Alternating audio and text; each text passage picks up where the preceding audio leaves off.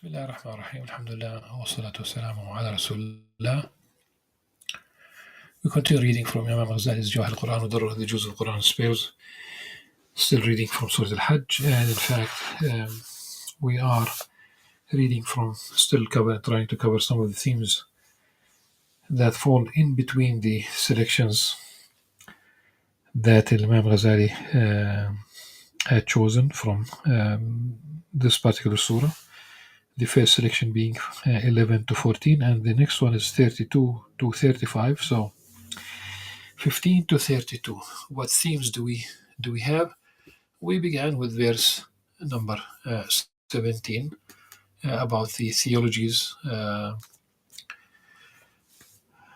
than the believers. These are the Muslims, even in the universal sense. The Jews, the Sabians, the Christians, the Magis, the Zoroastrians, and the polytheists, and that Allah subhanahu wa ta'ala will judge between them all on Judgment Day. We spoke about some of their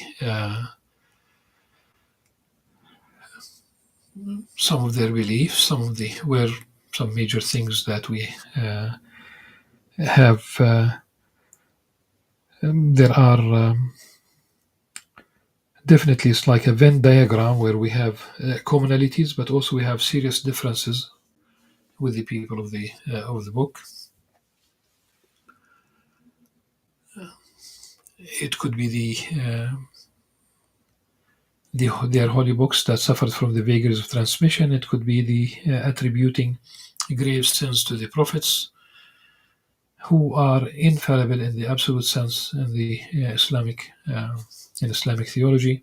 They can make judgmental mistakes, but they will not have incest like what the Old Testament, Torah, if you will, attributed to Sayyidina Lut alayhi salam after the punishment that befell Sodom and Gomorrah because of sexuality, not hospitality, with his two daughters. So there are many. We spoke about all this. The idea is that we do have the serious differences, or like the post-revelational theological construct in Christianity, and they are constructs, and they ask any Christian theologian, they will tell you that when the theology settled down, when the dust settled down, more or less, of course, still ongoing, the Christian theology evolved probably in big after the Nicene Convention in around 325. So we do have serious differences, as much as we have also commonalities coming from the same source. In fact, one might remind the listeners that the Prophet ﷺ explained his relationship to the other prophets. It's like someone who built a house out of bricks. Almost upon completion, he left the place of one brick empty. People who visited this edifice, this building, marveled at its beauty, but they have also exclaimed about why not put that brick in its place. And the Prophet ﷺ augmented this hadith by saying, "And I am that brick." So, a history of revelation, the prophets, the messengers, every one of them is part of the picture, inclusive, organic, related to, but ultimately, in a linear way, the history of revelation ended with Prophet Muhammad ﷺ, and hence the message is universal, and we did not have any contenders, and we will not have any contenders. Subhanallah. The next verse is about, it does stress how the universe itself submits to the will of Allah subhanahu wa ta'ala. Let's read it and then we'll comment inshallah. أعوذ بالله السميع من الشيطان الرجيم بسم الله الرحمن الرحيم ألم تر أن الله يسجد له من في السماوات ومن في الأرض والشمس والقمر والنجوم والجبال والشجر والدواب وكثير من الناس وكثير حق عليه العذاب ومن يهن الله فما له من مكرم إن الله يفعل ما يشاء. Subhanallah, alhamdulillah, wa la ilaha illallah, Allahu Akbar. Do you not see that to Allah bow down? Here, of course, it means the submission. All those in the heavens and all those on the earth, as well as the sun, the moon, the stars, the mountains, the trees, and all living beings, as well as many humans. And I would highlight the accuracy. Subhanallah. It does not say in the previous categories everything, all stars, all mountains, which means simply every component in the universe, every category, every species, every genus submits to the will of Allah subhanahu wa ta'ala, except that once it comes to the human beings, and of course the jinn, not all people submitted to the will of Allah subhanahu wa ta'ala. Not all people became Muslim.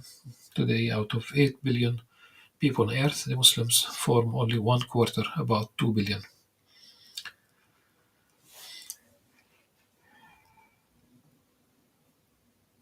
And of course,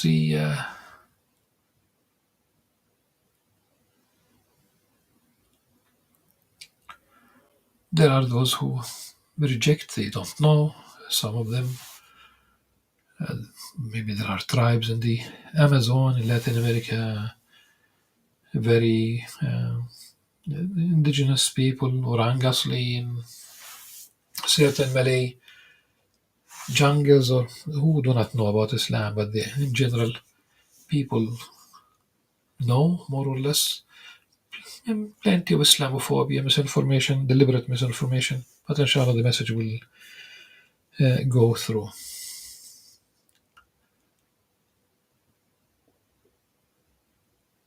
There are those, especially in a bit older times, but I'm sure that still there are those who worship these celestial bodies. We have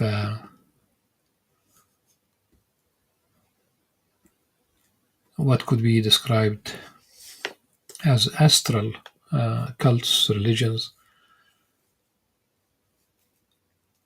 They believed in the sun gods, the moon gods.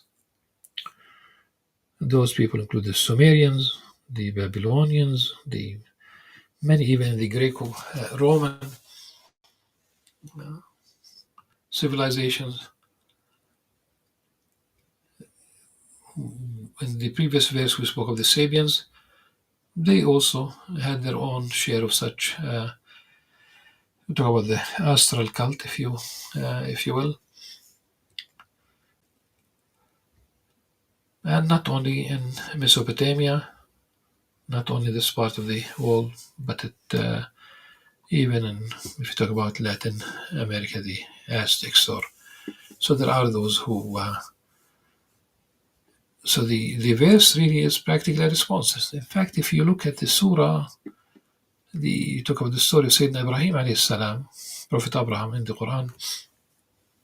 Part of his story, of course, we spoke about him as an iconoclast, but also part of his story was rejecting the belief in these celestial bodies, and it's the narrative that Allah subhanahu wa ta'ala enabled Sayyidina Ibrahim salam to see he showed him the wonders, the signs in the universe, in the heavens and the earth, so he could be sure in faith. And now we have the argument one after the other. So it became night, he saw up a star. It says Kawkab, really. It could be a planet, it could be a star, but it's a Kawkab. And typically, Najm is a star, Kawkab is a planet, but both are celestial bodies. So at night he saw, this is my Lord. But when it set, he said, I do not love things that set. So no worship of planets. or stars. When he saw the moon rising, he said, "This is my Lord." But again, when it set, it disappeared, he said, "If my Lord," now he knows, "if my Lord does not guide me, I will certainly be one of the misguided people." Then he saw the sun. He said, "The sun." He said, "This is my Lord. This is larger. This is greater. This is the greatest."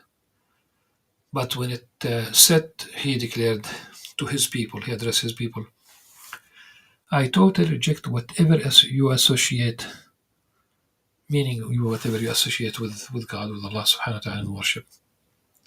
No moons, no suns, no planets, no."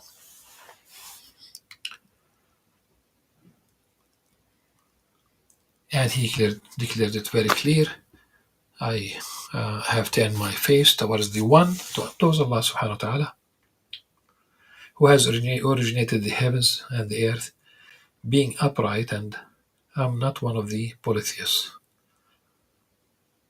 إني وجهت وجهي الذي فطر السماوات والأرض حنيفا وما أنا من المشركين." So this verse, number 18, could be understood as a response, of course, all are creatures. All are creatures. This is why the verse ends with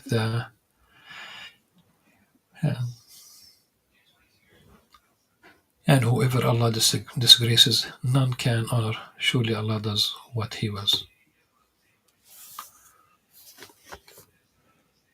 So people who worship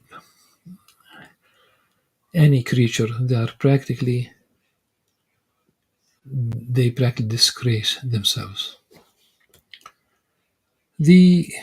What else do we have in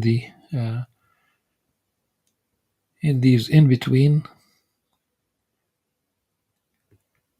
We still have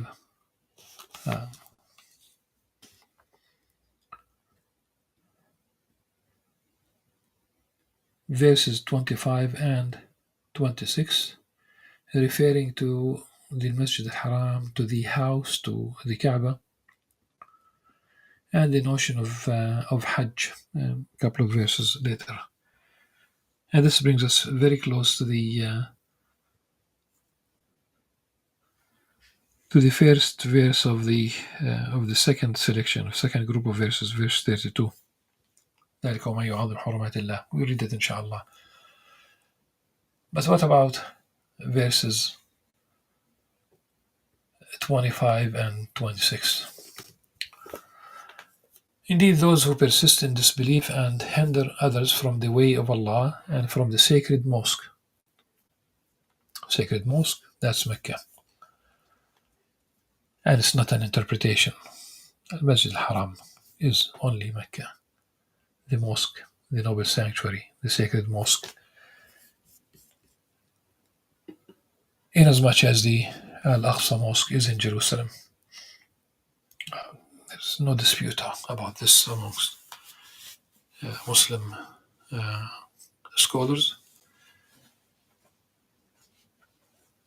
So those who disbelieve, those who persist in disbelief and hinder others from the way of Allah and from the sacred mosque, which we have appointed for all people, residents and visitors alike, along with whoever intends to deviate by doing wrong in it, we will cause them to taste a painful punishment. I thought, and this is not nowadays, I thought when I read this verse in the past that by definition, as an extension, even those who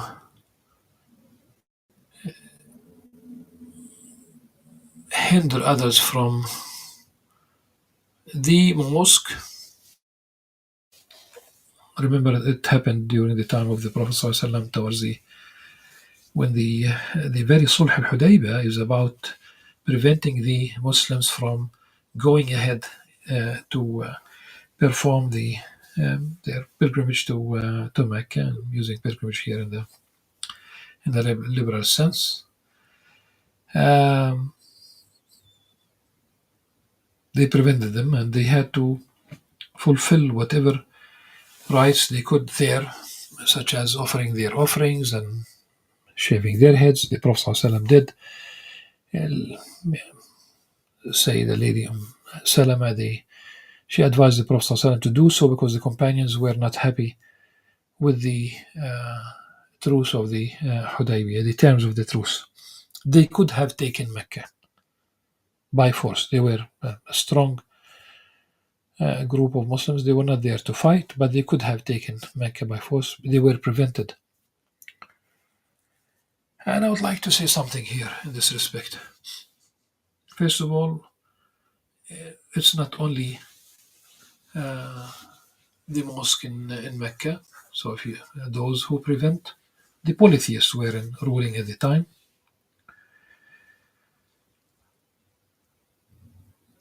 The Qur'an says in a very general, the language is very general. منظم منع مساجد الله أن يذكر في اسمه سعى في خرابها. The highest level of injustice is preventing people from being in mosques to remember the name of Allah subhanahu wa ta'ala, to pray, to worship. And they advocate the destruction of these mosques. And I cannot think today. You have the story of the Babri Mosque in India, how it was destroyed. Okay. You have mosques that have been destroyed under different claims in different parts of the world. Sometimes they say in Europe and certain countries that the mosque was run by extremists. Okay. If the extremists violate the law of the land, I'm just simply saying, try them. If somebody breaks the law, Muslim or non-Muslim, there is a law. But you don't close the mosque or preventing. There are different stories that I'm aware of. But the mosque that suffers in big at this stage in history is Al-Aqsa Mosque, where literally people are prevented from entering. I have witnessed this with my own eyes so many times in the last few years. Women have been turned away. I typically enter Al-Aqsa Mosque through Lion's Gate, Bab al-Asbat really.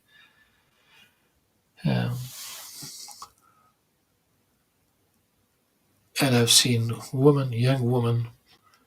young men being turned away from Al-Aqsa Mosque. They were not allowed to enter.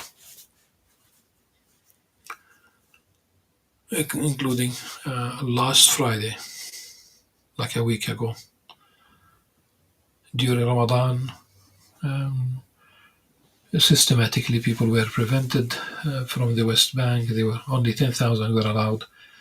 Just think about before the wall, before the separation wall, before these restrictions were put in place. Al-Aqsa Mosque saw some 400,000, maybe even 500,000 people during Fridays. We did not have this number for the last few years. It has nothing to do with security. This is simply preventing Muslims. There's no freedom of movement. There's no freedom of worship. So Al-Aqsa Mosque is a place where Muslims suffer. They don't have the freedom to worship. They don't have the freedom to maintain, doing maintenance work at will. And there are calls for destroying the Dome of the Rock by members of their parliament called the Knesset, by ministers, part of the government, and a host of people and organizations that could be categorized under the general banner of Temple Mount groups.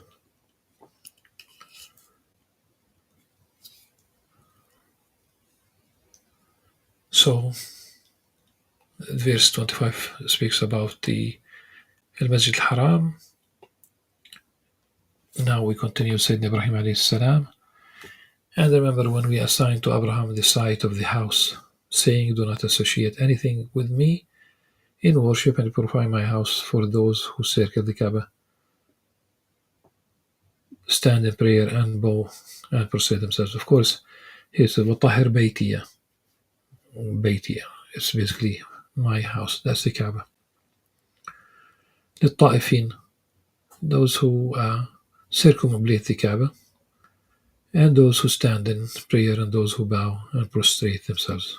وإذ بوأنا لإبراهيم مكان البيت ألا تشرك بي شيئا وطهر بيتي للطائفين والقائمين والركع السجود.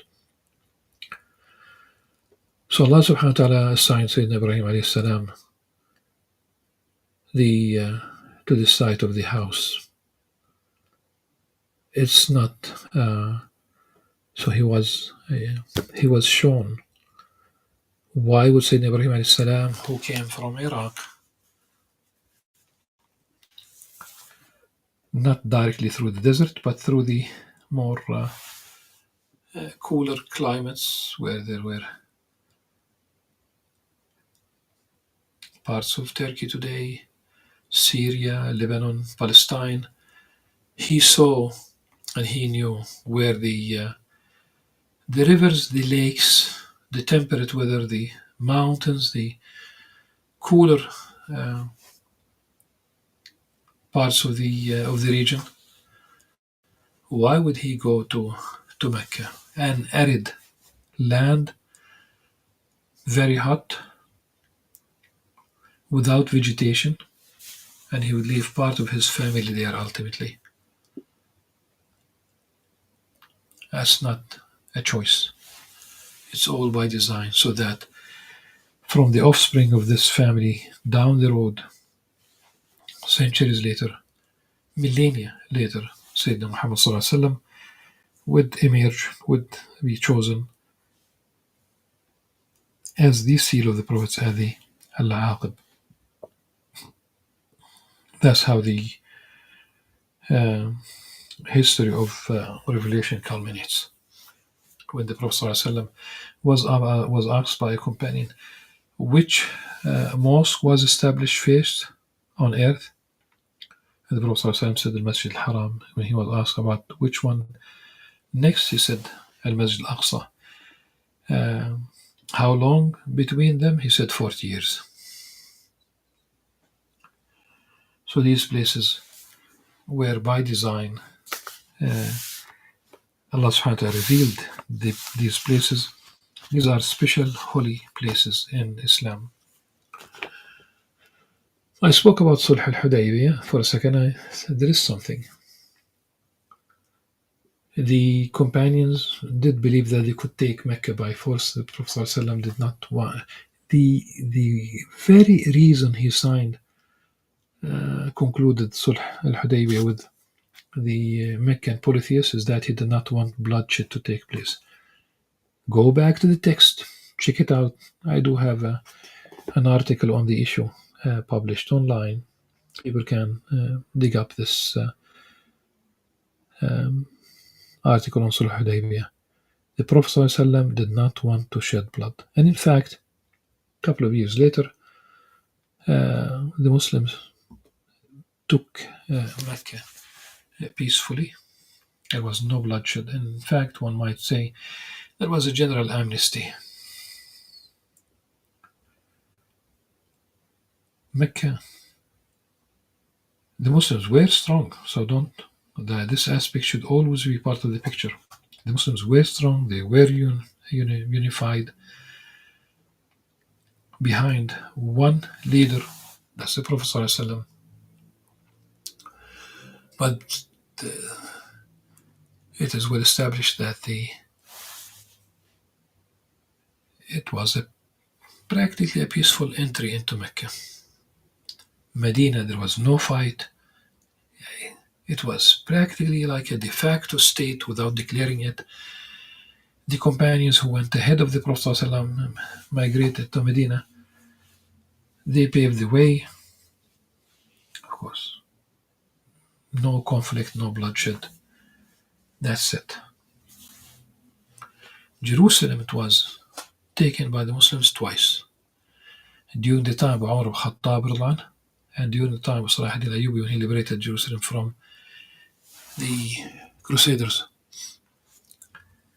after some 92 years of occupation. Again, there was no bloodshed during the time of Umar ibn Khattab, who met with Patrick Sophronius and concluded the Pact of Umar. Salah ad-Din Ayyubi also, there was no bloodshed with Richard the Lionheart. And the Crusaders they literally annihilated all the Muslims in Jerusalem. Salah ad-Din Ayyubi led the Muslims. They were strong, and ultimately they took the city, and there was no bloodshed. His story with Richard the Lionheart is an amazing story. Sending his own physician to treat Richard the Lionheart. I believe if I remember well, I saw the two statues for Richard Lionheart and Salah ad-Din Ayyubi near the Parliament in London. That's I hope that my memory served me well. But at any rate, if this is it cannot be only that this is the ethos that prevailed in relationship to these holy cities, holy places, holy mosques. So Umar ibn Khattab, Salah ad-Din Ayyubi, and I hope the third time and hopefully the very last time will also be peaceful without bloodshed. There is injustice. There is great injustice in the Holy Land, in the blessed land. So Sayyidina Ibrahim alayhi salam, along with Ismail, they raised the house, they raised the foundation, they built the house. And the story of the sacrifice is the story of attempting to sacrifice Sayyidina Ismail alayhi salam. Very briefly, remember the good omen, the angels on their way to the people of Lot passed by Sayyidina Ibrahim alayhi salam. He brought them quickly roasted calf for them. They did not eat. In the Old Testament, they do eat. They refrained from eating. Their nature did not change despite appearing in anthropomorphic form. But they brought good omen to the family of Ibrahim alayhi salam, who had already a son whose name is Ishmael through, with Hagar. This time it is Sarah, old age. The biblical narrative in Genesis, Sayyidina Ibrahim alayhi salam was 99 years old. He was 86 years old when Ishmael was born to him.